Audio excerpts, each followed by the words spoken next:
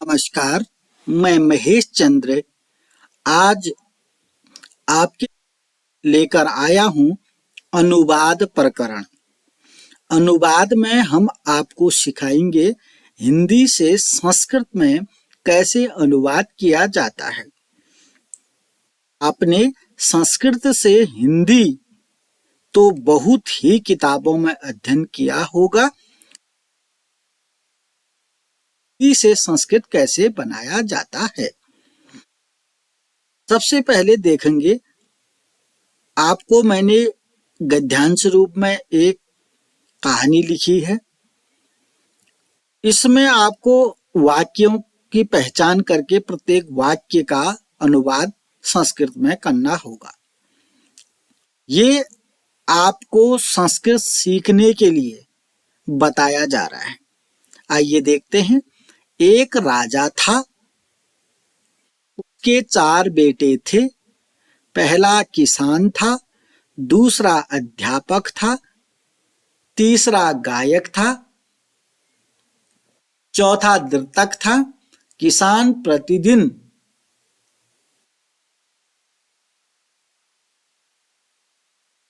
5 बजे जागता था, खेत में जाता था। अध्यापक प्रतिदिन 5:30 बजे जागता था, उसके बाद विद्यालय जाता था। अब आपको इसका अनुवाद करना है। आइए देखते हैं किस तरीके से इसका अनुवाद किया जाता है। करते जाएंगे, सीखते जाएंगे। चलिए पहले देखते हैं। एक राजा था, ये जो पूर्ण विराम है यहीं तक अनुवाद करते हैं। पहले एक को कहते हैं एकह, राजा को कहते हैं राजा भी कहते हैं, नृपः भी कहते हैं। था माने आसीत, तो लिख देते हैं एकह नृपः नृपः आसीत।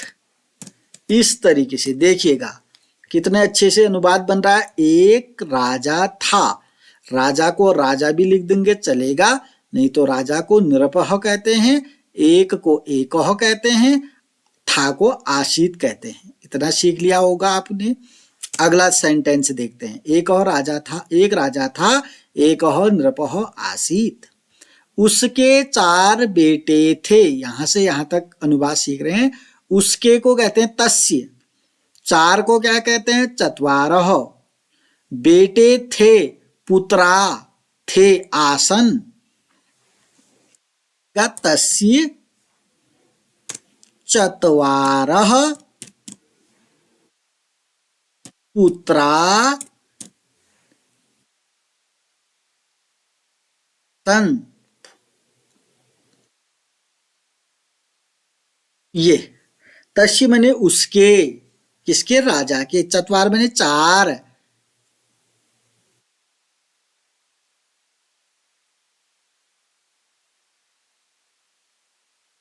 पुत्रा, पुत्रा बहुवचन में लिखा गया है। आसन माने थे, आसन भी बहुवचन में लिखा गया है। तो आशीत आस्ताम आसन रूप चलते हैं। तो तस्य चत्वारः पुत्रा आसन। क्लियर है। आइए अब अगला देखते हैं। पहला किसान था, पहला को प्रथम, किसान को कृषक हो, था को क्या कहते हैं आप बताइए। अभी यहां क्या बताया था को आसीत। तो क्लियर है। प्रथमः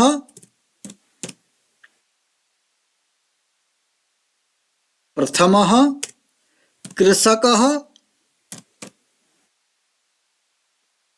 आसीत।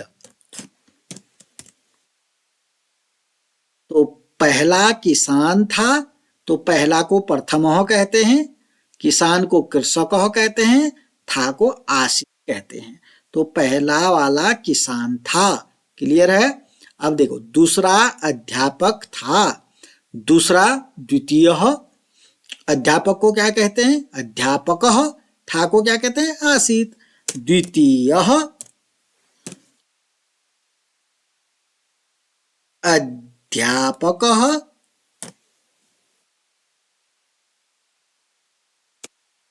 ईथ। इस तरीके से अनुवाद किया जाता है।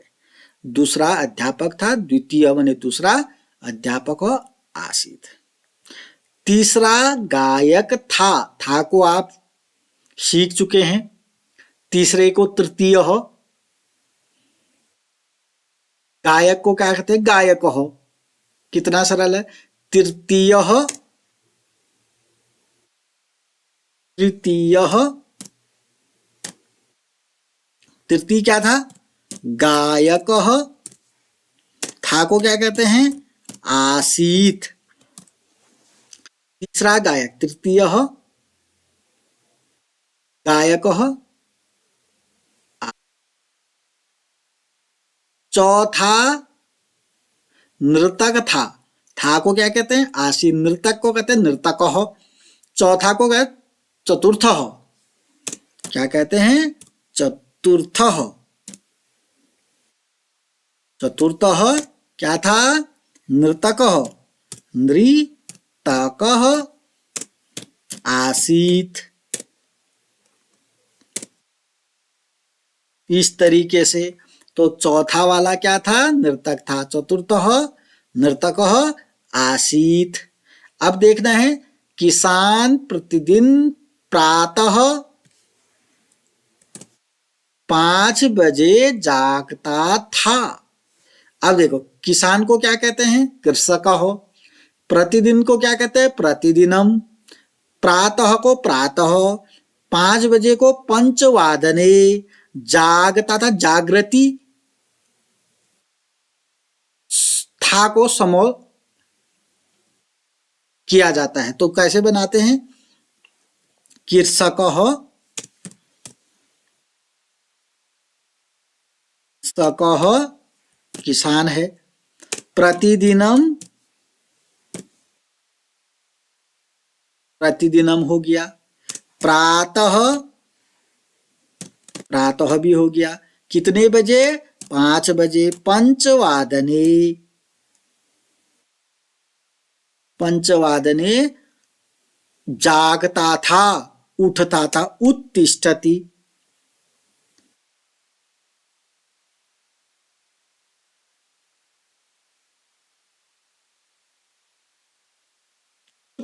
तिष्ठति क्या है, किस था है, था। उत्तिष्ठति तो लट लकार का रूप है। किसान प्रतिदिन प्रातः 5 बजे उठता है हो गया, इसका अर्थ है। अब क्या कह रहे हैं, किसान प्रतिदिन 5 बजे उठता था। तो हमने लट लकार के वाक्य को भूतकाल में बदलना है, तो इसके साथ समो लगा दिया जाता है। देखिएगा कि अगर समो को हटा दें तो क्या हो जाएगा, किसान प्रतिदिन 5 बजे उठता है हो जाएगा, लट लकार में हो जाएगा। अगर समो जोड़ देंगे तो किसान प्रतिदिन प्रातः 5 बजे उठता था हो गया। तो समो का भी आप यहाँ पर, समो को कहां पर लगाया जाता है ये भी सीख चुके हैं। था अर्थ में अगर लट लकार का रूप है तो उसको भूतकाल में बदलने के लिए समो लगाया जाता है। चलिए ठीक है। खेत में जाता था, खेत को क्या कहते हैं, क्षेत्रे। जाता था, गच्छति समो, ऐसे ही कर देते हैं, क्षेत्रे गच्छति।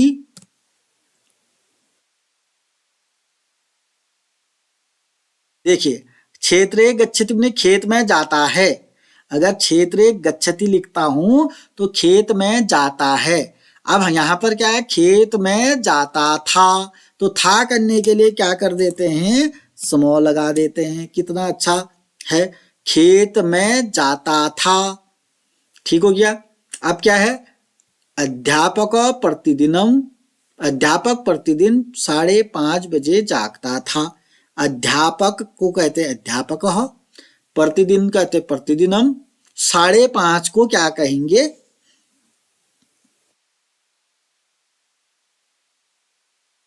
5:30 बजे सार्ध पंचवादने, वही उत्तिष्ठति समो। ठीक है ना। अध्यापक सार्ध कितने बजे? पंचवादने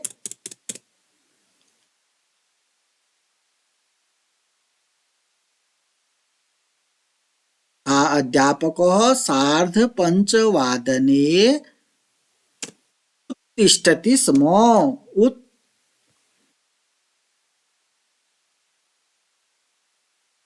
उत्तिष्ठति, देखिएगा फिर से इसका अर्थ लेंगे। अभी समो नहीं लगा रखा मैंने, अभी समो नहीं लगा रखा, तो क्या इसका हिंदी होगा? अध्यापक 5:30 बजे उठता है, अर्थ हो जाएगा, क्योंकि लट लकार का रूप। अब हम समो लगा देते हैं तो आप क्या अर्थ हो जाएगा?